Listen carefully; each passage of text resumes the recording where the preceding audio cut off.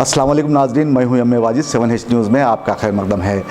BJP कायद और रियासती तर्जुमान लक्ष्मण ने आज बीबी नगर में एक जलसे आम से खिताब किया। इस मौके पर बिछाए गए शामियाने दरहम बरहम हो गए। पेश है इस मामले पर 7H की ये रिपोर्ट। बीजेपी कायद लक्ष्मण ने आज बीबी नगर में मुनक्कद किए गए अवामी जलसे आम में शिरकत की, जहां पर धूप से अवाम को बचाने के लिए बड़े बड़े शामियाने नस्ब किए गए थे। जलसे में आए अवाम की कसीर तादाद में ख़वातीन ज़्यादा दिखाई दी। जलसे की शुरुआत के साथ ही मुकामी पार्टी कारकुनों ने अपनी तकारीर से अवाम को महसूस किया। जैसे ही रियासती तर्जुमान लक्ष्मण शयनशीन पर आए, अचानक शामियाने ज़मीन पर गिर पड़े, जिसमें कई ख़वातीन मामूली तौर पर ज़ख्मी हो गईं।